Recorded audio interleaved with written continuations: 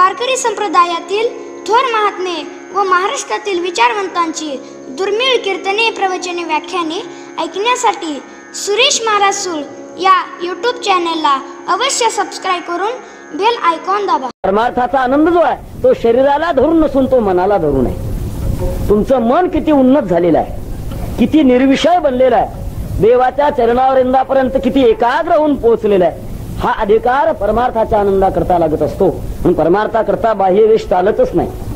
एक फार सुंदर श्लोक आहे. व्यादस्य चरणम ध्रुवस्य च वयो विद्या गजेंद्रस्य का जातिर्विदुरस्य यादवपते रुग्रस्य किं पौरुषम कुब्जाया कमनीय रूपमधिकं किं तत्सुदाम्नोर्धनम भक्त्या तुष्यति केवलम न च गुणैर्भक्ती प्रियो माधवः. देवाला बाहेरचं काही लागत नाही. भगवान परमात्म्याच्या विषयात अंतःकरणामध्ये अवस्था बनावी लागते आणि अवस्था निर्माण झाल्यानंतर भावावेश प्रगट व्हावा लागत असतो. या दोन गोष्टी असतात भक्तांच्या जीवनात. एकीकडे भावावेश असतो आणि दुसरीकडे अवस्था निर्माण झालेली असते. अवस्था म्हणजे प्रत्यक्षामध्ये अनुभूती. आपल्याही जीवनामध्ये अवस्था आहेत, पण 5 प्रकारच्या अवस्था आहेत. 5 अवस्थेच्या पलीकडे आपण जाऊ शकत नाहीत. एक जागृती, दुसरी सुषुप्ती, तिसरं स्वप्न, चौथी मूर्छा आणि 5वी अवस्था मृत्यू. या 5 अवस्था आहेत. काही वेळा जागे तरी असतो, झोपी तरी गेलेला असतो, स्वप्नात तरी असतो, एखादा मेंदूला धक्का अधिक लागला की मूर्छेमध्ये तरी असतो आणि शेवटी प्राण या शरीरातून निघून गेल्यानंतर मृत्यू अवस्थेमध्ये असतो. मला सांगा, या जगातला सार्वभौम राजा या 5 अवस्थेच्या पलीकडे जाऊ शकतो काय? कोणत्या ना कोणत्या अवस्थेमध्ये असतो. संत महात्मे भगवत भक्त या 5 अवस्थेच्या पलीकडे गेलेले असतात. अवस्था माणसाला मिळावी आणि ही अवस्था मिळवण्याकरता जन्मभर प्रयत्न करावा लागत असतो. परमार्थाचा जो आनंद आहे तो आनंद मिळवण्याकरता, संसारातला आनंद मिळवण्याकरता कष्ट करावे लागतात. मग परमार्थातला आनंद काही फुकट मिळत असतो का? प्रयत्न जतमान असतो योगी संशुद्ध केलबिषा. खूप प्रयत्न करावे लागतात, त्याग करावा लागतो, घोर अशा प्रकारच्या संकटाला मुकाबला द्यावा लागत असतो. किती यातना भोगाव्या लागत असतात ज्ञानोबारांनी वर्णन केलेलं आहे. माये पुढोनी बाळक काळे नेता एकुलते एक होय का उदक तुटता मीना ना तरी भणंग दवैता भाणयावरुणी. 7 दिवसाचा उपवाशी आहे, ताटावर बसला जेवायला. आता तोंडामध्ये घास घेणार इतक्यामध्ये पंगत जी होती ती कोकणी देशामध्ये होती.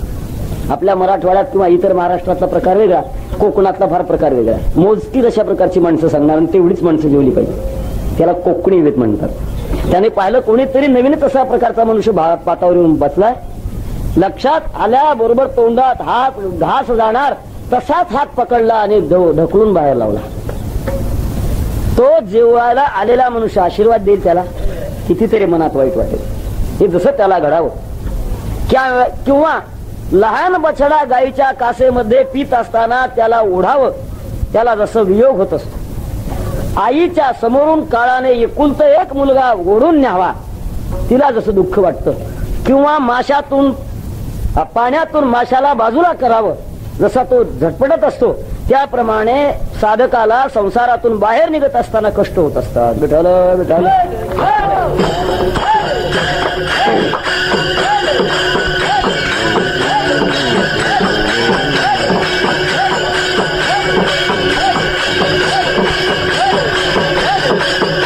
वाईट अशा प्रकारचं जीवन भगवत भक्ताला भोगावं लागतं पूर्वकालामध्ये. पण पुढे मात्र फार आनंद आहे. ज्यांच्या जीवनामध्ये धैर्य आहे ते धैर्य असणारे साधक भगवत भक्त डगमगत नाहीत. अत्यंत धैर्यानं तोंड देतात आणि परमार्थामध्ये पुढे सरकत राहतात. तुकाराम महाराज एका अभंगामध्ये म्हणतात, आम्ही देवाच्या चरणापर्यंत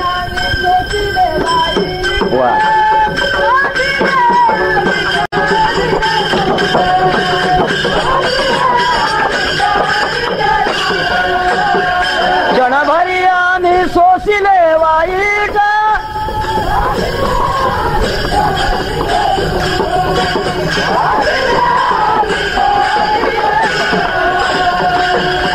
क्षणभरी आम्ही सोसिले वाईट साधिले अवीट निज सुख. लोकांचा आम्ही अपमान सहन केला, दुःख कष्ट सहन केले, पण परमार्थ मार्गातून आम्ही ढळलो नाहीत, विचलित झालो नाहीत. असं दुःख सहन करावं लागतं आणि मग या पंचमहाभूताच्या पंचविषयाच्या पलीकडे जाण्याचं भाग्य भगवत भक्ताला येत असतं. मोक्षरेखेयाला भाग्ये विनटला, अशा अवस्थेमध्ये तो जात असतो. आणि अवस्थेमध्ये गेल्यानंतर अवस्थेचा आवेश निर्माण होतो, त्याला भावावेश म्हणतात. काही ना भावावेश काही पदार्थामुळे निर्माण होत असतो.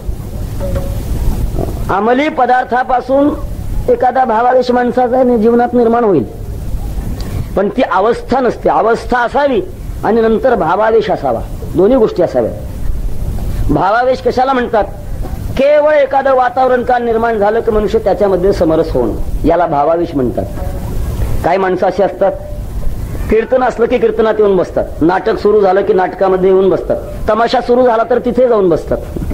त्यांना जर विचारलं आपण तुम्ही असं का करतात, आपल्याला काय चौकड द्यायचं, राग नको आणि लोभ नको.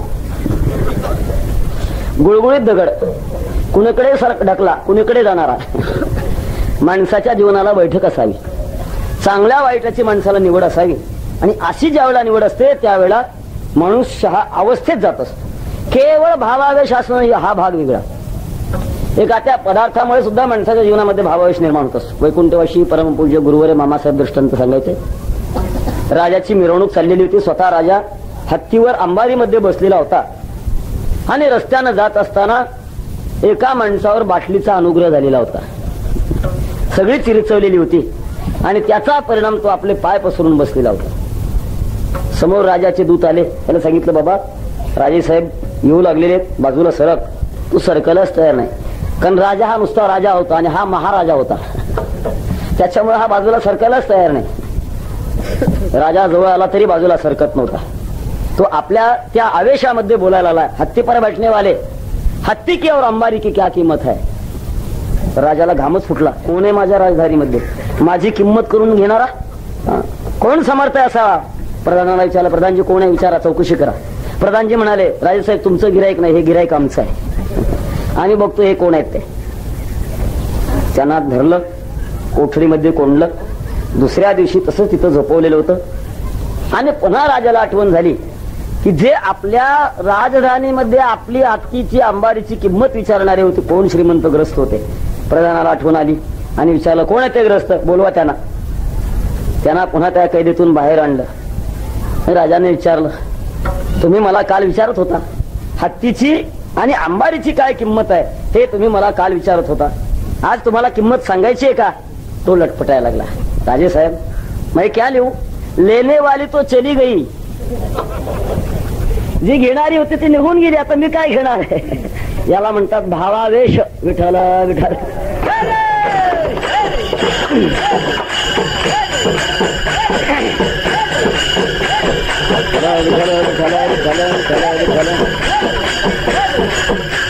वातावरण निर्माण झालं म्हणजे परमार्थाची भूमिका माणसाच्या मनामध्ये निर्माण होणं, याला भावावेश म्हणतात.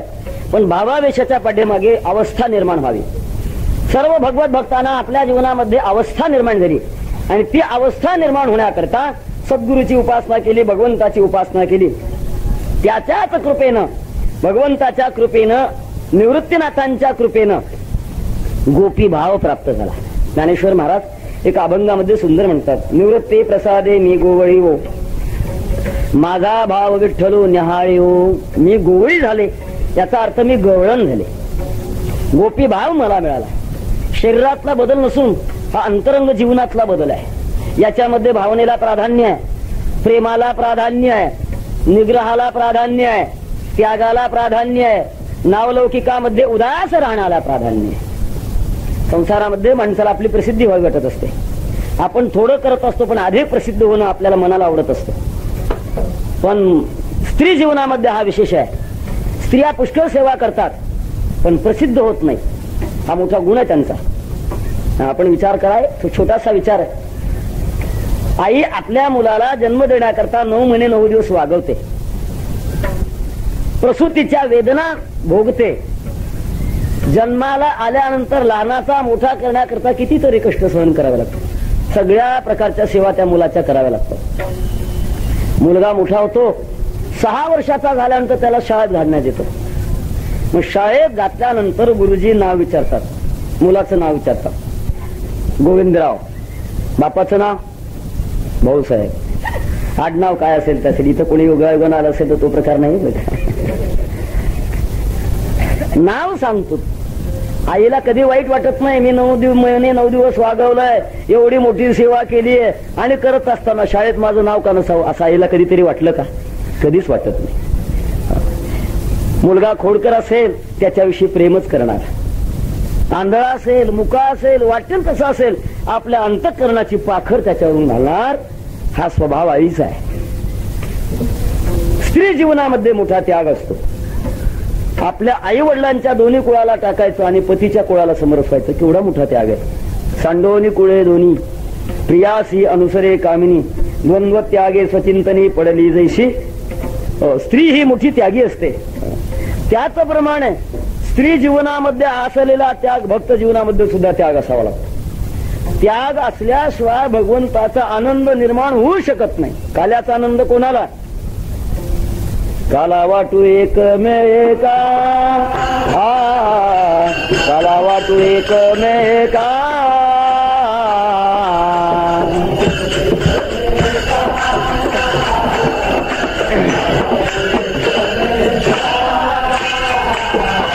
काला वाटू एकमेका,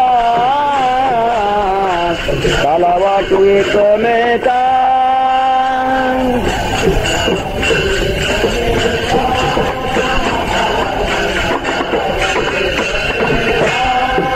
वैष्णवनिका संभ्रम, वैष्णवनिका संभ्रम.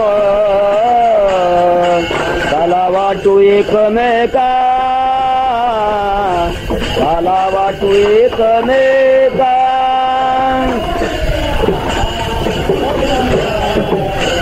वैष्णवनिका संभ्रम, काला वाटू एकमेका.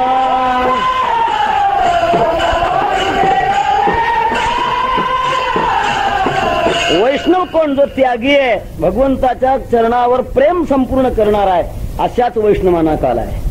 अर्थात त्याग असावा लागतो, निग्रही असावा लागत असतो. आणि अशी जी अवस्था आहे ती अशी अवस्था भगवत भक्तांना प्राप्त होत असते. एका राजाच्या पोटी एक मुलगी जन्माला आली.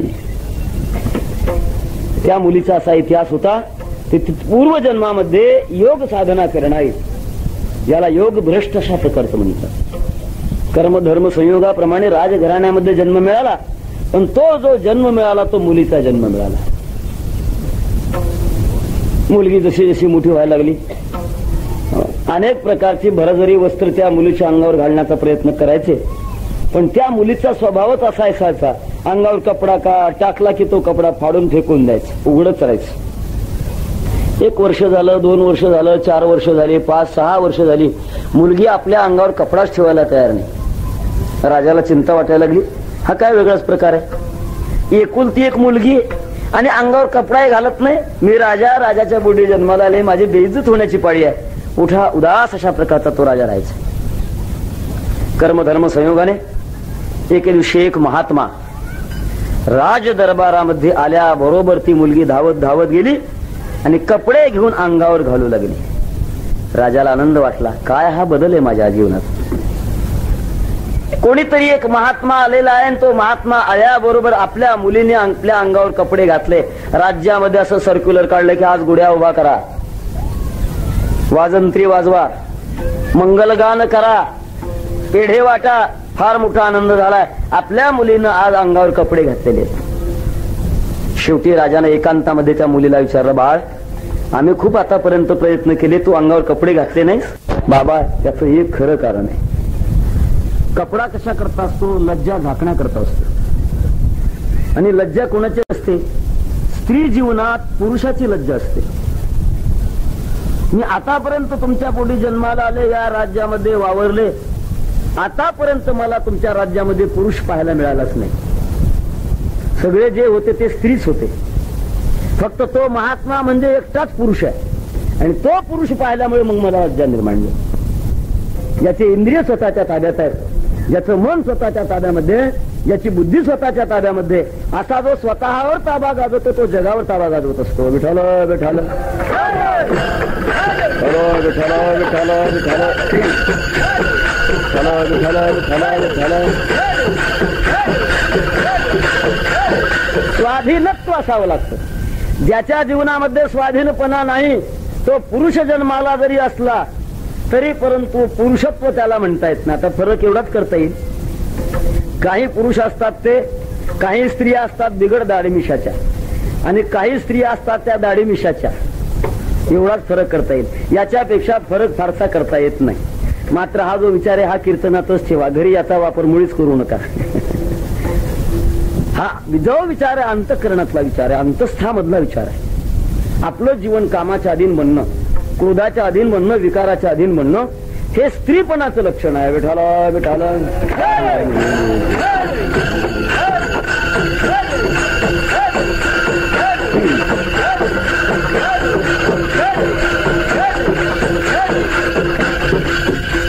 माणसाच्या वृत्तीमध्ये असा कमकुवतपणा असणं, एका अंगानं हा जो स्त्री भाव आहे तो स्त्री भाव प्राप्त झाल्यानंतर स्त्रीचं जीवनातलं महत्वच हे आहे की स्त्री ही स्वभावता अपुरी असते, अपूर्णता असते तिच्या जीवनात. म्हणून तिच्या बाबतीमध्ये वामांगी असं म्हणतात. वाम म्हणजे डाव आणि अंगी म्हणजे अंग. डावा अंग आहे. पुरुषाच्या संसारामध्ये दोन प्रकारच्या अंगानं पुरुषांचा संसार होतो, एक उजवं अंग आणि दुसरं डावा अंग. डावा अंग म्हणजे स्त्री जीवन. डाव्या अंगाला पूर्णता केव्हा? उजवं अंग असलं तर डाव्या अंगाला पूर्णता, नाहीतर डावा अंग हे डावच राहत असत. स्त्री भाव प्राप्त झाल्यानंतर त्याला उजव्या अंगाची गरज आहे. जगामध्ये उजवा कोण, उत्तम कोण?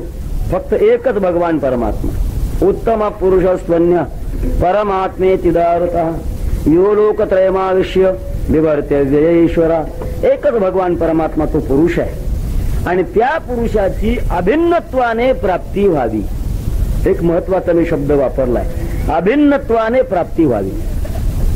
देवाची आपल्याला प्राप्ती आहे, अभिन्नत्वाने आहे, पण अनुभव नाही, वियोग आहे आपला.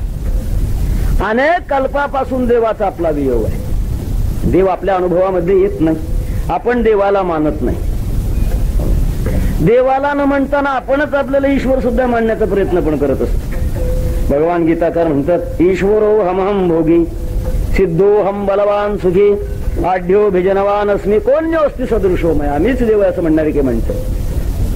मी देव आहे खरंय, पण शरीर भावाला, इंद्रिय भावाला सोडून, सर्व उपाधीला सोडून असणं ते मी देव असणंपणाचं लक्षण आहे. पण यांना शरीराच्या पलीकडे जाताच येत नाही, शरीरालाच मी म्हणणारी माणसं आणि स्वतः मी देव असं म्हणतात. हे अतिविषयी असण्याचं लक्षण आहे. तेव्हा देवाचा वियोग माणसाला, देवाचा संयोग व्हावा. जीव हा किती जरी मोठा झाला तरी देवाच्या प्राप्ती विना त्याच्या जीवनात पूर्णता नाही. विठ्ठल विठ्ठल.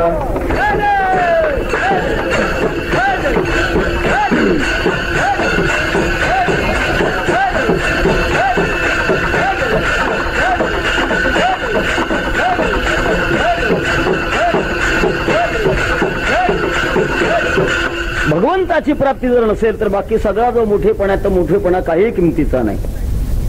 शरीरम स्वरूपम तथा वा कलत्रम धनम मेरुतुल्यम यशश्चारुहासम हरिरंग्री पद्मे मनश्चेन्न लग्नम ततकिम ततकिम ततकिम ततकिम. सगळं अनुकूल आहे, फक्त एकच गोष्ट जर नसेल तर त्या गोष्टीला काही अर्थ नाही. मुली करता मुलगा पाहण्याकरता पाहुणे एका गावी गेलेले होते. शिवारामध्ये प्रवेश केल्यापासूनच मुलाच्या विषयात पाहण्याचं सुरू झालं. त्या गावाच्या शिवापासूनच त्या मुलाची जमीन लागली. भरपूर अशा प्रकारचं पाणी होते. 100 एकर द्राक्षाची बाग होती, 200 एकर ऊस होता. किती मोठा अशा प्रकारचं वैभव. त्या मुलीच्या बापाला असं वाटायला लागलं की माझ्या मुलीचं खऱ्याच अर्थानं आता भाग्य उदयाला आलेले दिसतंय. असं स्थळ मला आतापर्यंत मिळालेलं नव्हतं. चांगला आनंद आहे. गावामध्ये घुसले. ज्या घरामध्ये तो मुलगा राहत होता, त्याचा परिवार राहत होता, पाहिलं ते घर फार सुंदर अशा प्रकारचं मोठं होतं. मोठा बंगला होता. घराच्या समोर मोठी बाग होती. समोर सगळ्या गाड्याच गाड्या लावलेल्या होत्या. वेगळ्या वेगळ्या पद्धतीच्या गाड्या होत्या. घरात सगळी आधुनिक विज्ञानाची उपकरणं घरामध्ये दिसायला लागली. बापाला असं वाटायला लागलं की कितीतरी आनंद आहे. आता मात्र हे घर आपल्याला डावलायचं नाही. मुलगा पसंत करायचा म्हणजे पसंतच करायचा, निश्चयच केला. शेवटी सगळं झाल्यानंतर जेवण वगैरे झाली, पाहुणे मंडळी वाटेल लावायला आली, पण एकदम लक्षामध्ये आलं सगळं पाहिलं पण मुख्य पाहायची गोष्ट आपण पाहिली नाही. कोण पाहिलं नाही? मुलगाच पाहिला नाही. अहो म्हणाले असं करा ना, जाता जाता आम्हाला तो मुलगा पाहू द्या ना, ज्यांना आम्हाला मुलगी द्यायची तो मुलगा पाहू द्या. ही सगळी मंडळी त्या मुलाला बाजूलाच ठेवत होती. त्याचं कारण इति गुह्यतमं शास्त्रम. मुलगा जवळजवळ दाखवण्याच्या बाबतीमध्ये ती नाराजच होती. याने आग्रह धरला, काही हरकत नाही, आम्ही तुम्हाला तिथी देतो, तारीख देतो, पण मात्र मुलाला आम्हाला जाता जाता पाहू द्या. नाईलाज झाला आणि नाईलाजाने मुलाला समोर आणून उभं केलं. समोर आणून उभं केल्यानंतर लक्षात आलं यांचं की मुलगा टीव्हीच्या 3ऱ्या पायरीवर आहे. सगळं अनुकूल आहे, फक्त एकच गोष्ट महत्वाची नाही, देता येईल का मुलगी? देता येणार नाही. तसं सर्व संसारामध्ये सगळं अनुकूल आहे, फक्त भगवंताचा साक्षात्कार झालेला नाही, देवाच्याच मार्गामध्ये नाही, काही गोष्टीला अर्थ नाही. तसं जीवनामध्ये असणारा प्रदीर्घ देवाचा जो वियोग आहे, त्या वियोगामध्ये सुख माणसाला मिळत नाही. माणसाला देवाचा वियोग जाणवावा. आपण मोठ्या नुकसानीमध्ये आहोत, खूप मोठ्या गोष्टीची उणीव आहे, ही गोष्ट ज्या वेळेला जाणवत असते त्यावेळेला त्या जीवनामध्ये विरह निर्माण होतो. विरह निर्माण झाल्यानंतर विरहाची एक अवस्था आहे.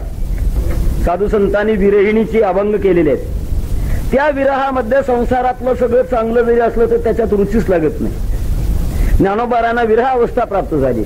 घनो वाजे गुणा गुणा वारा वाहे ऋण झुना, घनो वाजे गुणा गुणा वारा वाहे ऋण झुना.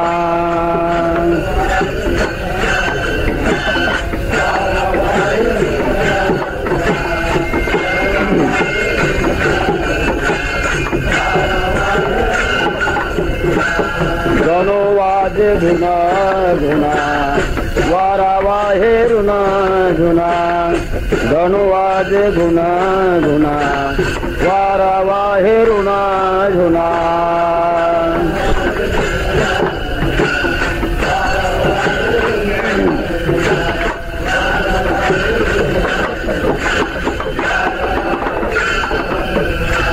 भवतार कुहा कान्हा वेगी भेटवा का, भवतार कुहा कान्हा वेगी भेटवा का. चांदवो चांदणे तापेवो चंदनू, चांदवो चांदणे तापेवो चंदनू.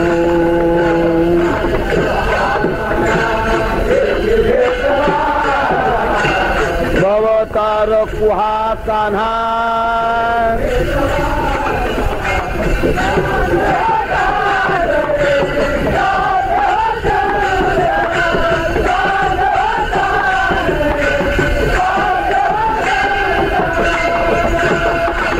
संसारात कुठेही आनंद वाटत नाही. तुम्ही गात सा सुस्वरे ऐको निदावी उत्तये, कोकिळेवर जावे तुम्ही बाई आणो, दर्पणे पाहता रूप न दिसे आपुले, बापरक महादेवर विठ्ठले मजायसे केले. हा विरह प्राप्त होतो.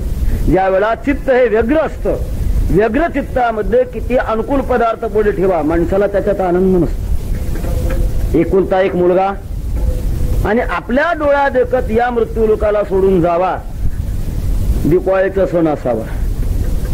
घरामध्ये सगळं जरी गोडधड नाईलाजानं केलेलं असलं, कुठेही प्रकारचं लक्ष लागत नाही घरातल्या माणसाचं. का? वस्तूमध्ये बदल झाला का यांच्या अंतःकरणात बदल झाला? मनात बदल झालेला आहे. ज्या वेळेला मनामध्ये बदल होत असतो त्यावेळेला कुठेही प्रकारचं माणसाचं मन चिटकत नसतं. ज्याला देवाचा खरा विरह झालेला आहे त्या भगवत भक्ताला जगात कुठेही तो रमत नसतो. स्वर्ग लोकातले भोग त्याला आवडत नाहीत, वैकुंठातली मोठी स्थिती आवडत नाही, काही आवडत नाही. त्याच्या अंतःकरणामध्ये एकच अशा प्रकारची वृत्ती असते की देवा तुझी मला भेट व्हावी.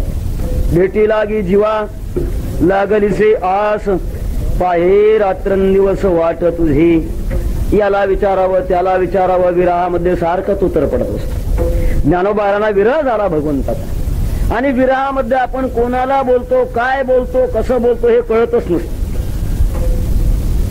ज्ञानेश्वर महाराजांना देवाचा विरह झाल्यानंतर कावळा समोर पाहिला, कावळ्यालाच बोलायला लागले. स्त्री जीवनातला असा प्रसंग असतो. म्हणतात लग्न झालेल्या वर्षी दीपवाळ सणकाळ आला आणि कावळा आपल्या घरावर उत्तरेकडे तोंड करून कोकायला लागला. मग असं वाटायला लागत असतं की निश्चित आता पाहुणे येणार दिसतात. हा शुभ शकून मुलीच्या लक्षामध्ये येत असतो आणि ती मुलगी आपल्या मनामध्ये आनंदित होत असते. ज्ञानोबाळाने ओरडणारा कावळा पाहिला आणि कावळा पाहिल्यानंतर त्या कावळ्यालाच बोलायला लागले. पहिलं तो गे काऊ कोकत आहे, शकून गे माये सांगत आहे. उडरे काऊ तुझे सोन्याने मडीन पाहू, पाहुणे पंढरी राहू घरा कै ती. कावळ्या हा माझा निरोप सांग, माझा भगवान पांडुरंग परमात्मा माझ्याकडे येईल का? तो मला भेट देईल का? काय मी उपचार करू ज्याच्यामुळे मी त्याच्याकडे जाईन? मीराबाई एका गवळणीमध्ये फार गोड वर्णन करतात. देवा माझ्याजवळ काही शक्ती नाही, मी तुझ्यापर्यंत यावं असं वाटतं, पण काय करू मला पंख नाहीये. पंख नाही उड जावन की कोई कह्यो रे प्रभू आवन की. कोणीतरी सांगा मला भगवान परमात्मा भेट देईल का? असा विरह मनामध्ये सारखा निर्माण होत असतो. डोळ्यावाट धारा चालत असतात, अंतःकरण हे गडबडून जात असतं, हृदय फाटायला लागत असतं. भगवंताच्या प्राप्ती करता तडफड निर्माण होत असते. ज्ञानोबारायांना ही तडफडीची अवस्था प्राप्त झाली आणि प्राप्त झाल्यानंतर भगवान परमात्म्याला हात जोडून या गवळणीच्या द्वारे पहिल्या चरणातून प्रार्थना करतात.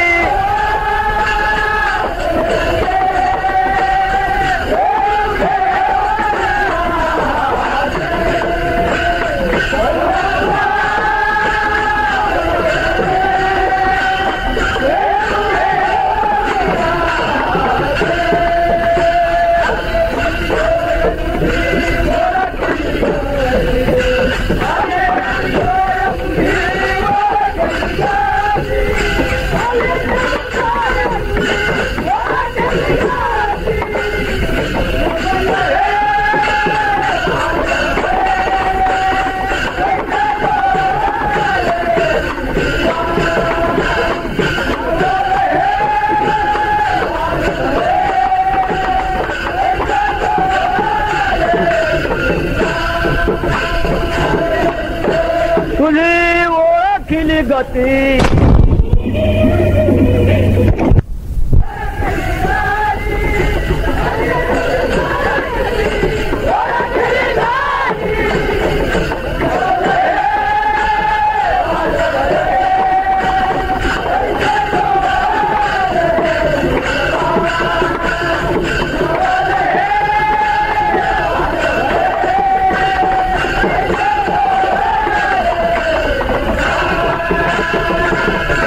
देवाला प्रार्थना करता. देवा माझी अवस्था फार भयानक झालेली आहे, या प्रार्थनेला तो भीक घाल. काय कर, मी अत्यंत अडचणीमध्ये सापडलेली आहे. ज्याप्रमाणे एखाद्या अडचणीत सापडलेल्या पत्नीनं आपली तक्रार पतीच्या पुढे मांडावी, अज्ञानामध्ये सापडलेल्या शिष्यानं आपली तक्रार गुरु पुढे मांडावी, संकटामध्ये अडकलेल्या प्रजेनं आपली तक्रार राजा पुढे मांडावी, अलीकडे लोकशाहीमध्ये मंत्र्यापुढे मांडावी. तसं भगवंताच्या विरहाने आतुर झालेली ही गवळण आपली जी तक्रार आहे ती तक्रार भगवंताच्या पुढे मांडते. मी फार अडचणीमध्ये सापडली, कोणतं संकट आहे माझ्या जीवनामध्ये, मी रात्रीमध्ये अडकले. ही रात्र कोणती आहे? जगाच्या दृष्टीची रात्र वेगळी आणि परमार्थाची रात्र वेगळी. जगाच्या दृष्टीने जी रात्र आहे, सूर्याचा अस्त झाल्यानंतर रात्रीचा प्रारंभ होतो आणि सूर्याचा का उदय झाला रात्र संपून जाते. ब्रह्मदेवाची रात्र वेगळी आहे, तुमची आमची रात्र वेगळी आहे आणि परमार्थातली रात्र वेगळी आहे. विठ्ठल विठ्ठल.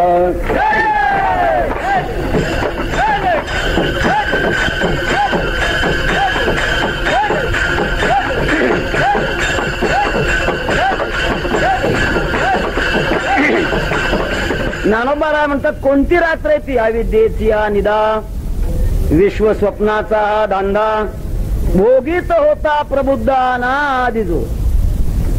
अविद्येची रात्र आहे अविद्या. अविद्या कशाला म्हणतात? काहीही न करणं हे अविद्येचं लक्षण आहे. विठ्ठल विठ्ठल.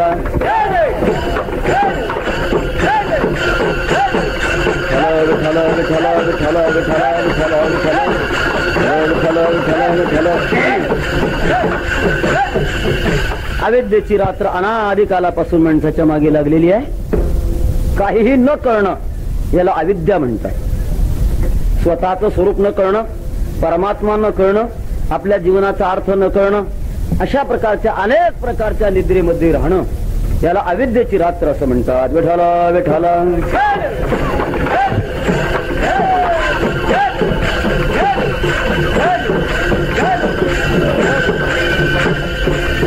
कोणीही तिकडे पाहू नका. न पाहणं हेच त्याच्यावरचं फार मोठं औषध आहे. ही एक प्रकारची अज्ञानाची रात्रच आहे. विठ्ठल विठ्ठल.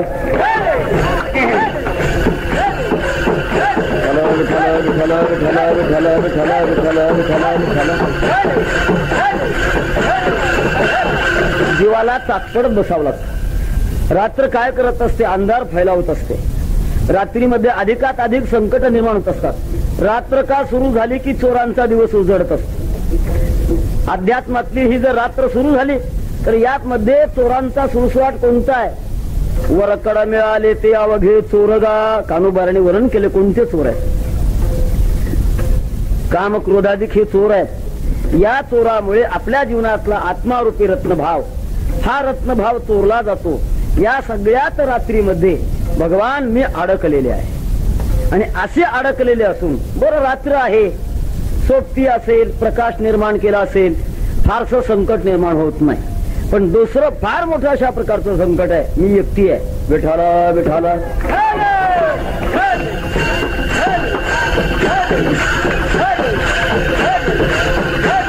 विठ्ठल विठ्ठल विठ्ठल विठ्ठल विठ्ठल विठ्ठल विठ्ठल विठ्ठल विठ्ठल विठ्ठल विठ्ठल.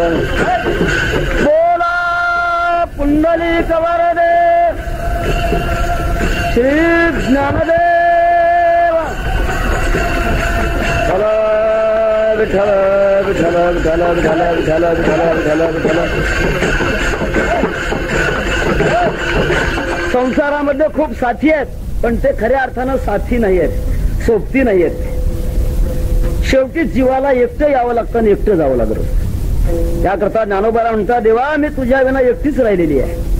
निळोबाला एका गवळणीमध्ये हा एकटेपणाचा भाव फार सुंदर वर्णन करतात. येणे एकले ओ जाणे हे सेवटे,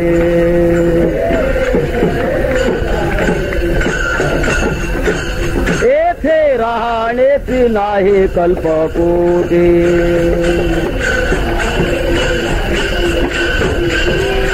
जोडिले धन ते न चले लक्ष कोटी.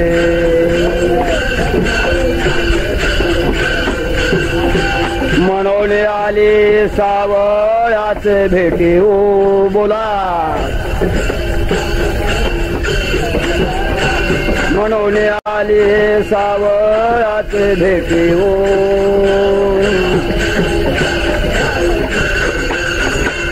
आता घाला ओ याच्या पायावरी, आता घाला ओ याच्या पायावरी.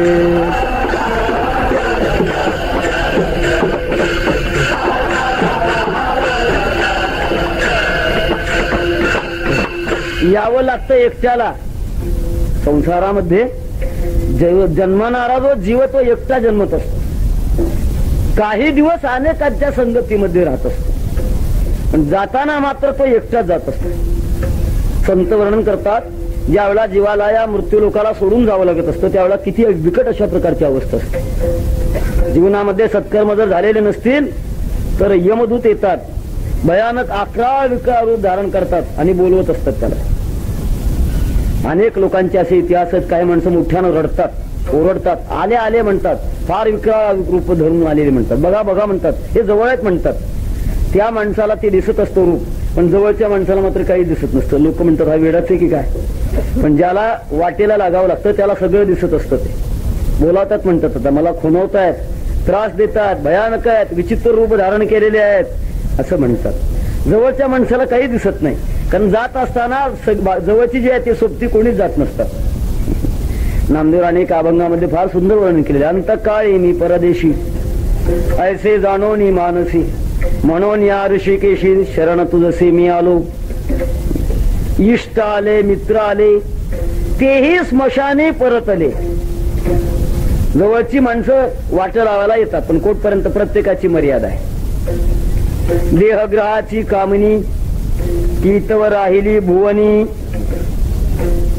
अर्धांगी जी असते ते घराच्या उंबरठ्यापर्यंत येते, त्याचा उंबरठा ओलांडून बाहेर जाऊ शकत नाही. आणि बाकीचे अत्यष्ट असतात ते स्मशानापर्यंत येतात.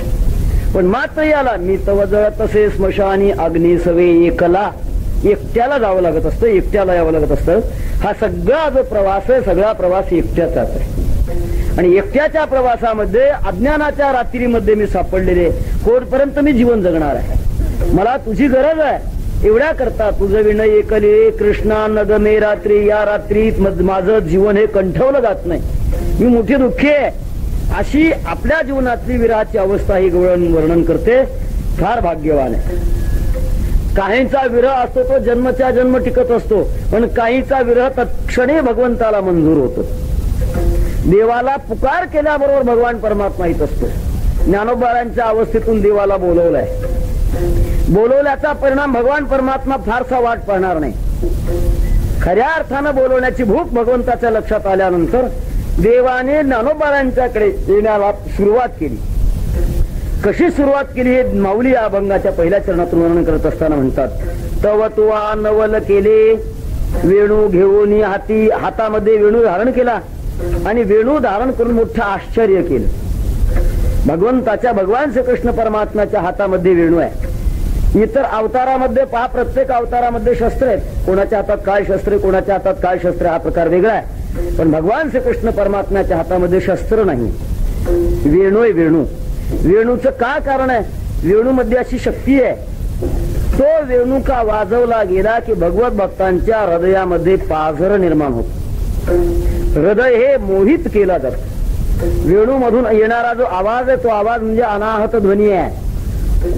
आपल्याही अंतःकरणामध्ये अनाहत ध्वनी आहे. ऐकू येत नाही. का ऐकू येत नाही? बाहेरचा आवाज ऐकू येतो म्हणून आतला आवाज ऐकू येत नाही. काही असे आवाज आहेत, ते आवाज आपल्या शरीरामध्ये सारखे वाहत असतात. कानामध्ये बोटं घालून बघा, कीर्तनात घालू नका, घरी गेल्यावर घालून बघा, घर अशा प्रकारचा आवाज येईल आपल्याला. तो आवाज आला आणि काही वेळा असं घडत असतं, आवाज जर बंद पडला समजावं आपल्या घड्याळाची चावी फक्त आता 9 दिवस शिल्लक राहिली आहे. जर कानातला आवाज बंद झाला तर 9 दिवस शिल्लक राहिले असं समजावं.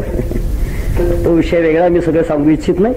सांगण्याचा अर्थ असा की आवाज आपल्या शरीरामध्ये सारखा सुरू आहे आणि त्यातल्या त्यात अंतःकरणामध्ये म्हणजे हृदयामध्ये अनाहत ध्वनी आहे.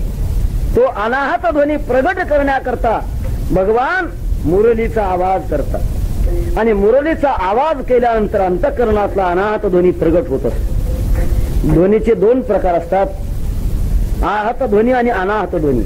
आघातापासून निर्माण होणारा जो ध्वनी त्याला आहत ध्वनी म्हणतात. आपण रेकॉर्डद्वारे ऐकतो, आहत ध्वनी येतो. मृदंगामधून आवाज निघतो. एक विशिष्ट पद्धतीने हाताची क्रिया केल्यानंतर तो आवाज मधून निघत असतो. दातीर किडतक तातीर किडतक हे शब्द आहेत, पण तशा पद्धतीने त्या बोटाचं संचलन करावं लागत असतं, नंतर तो आवाज निघत असतो. हा आहत ध्वनी आहे. आणि अनाहत ध्वनी त्याला म्हणतात की कुठल्याही प्रकारचा आघात न करताना आवाज निघणं, याला अनाहत ध्वनी म्हणतात. देवाची ही शक्ती आहे. भगवान ज्या भगवत भक्तावर कृपा करायची आहे त्याच्या अंतःकरणामध्ये अनाहत ध्वनीचा नाद ऐकायला लावतात. विठाला विठाला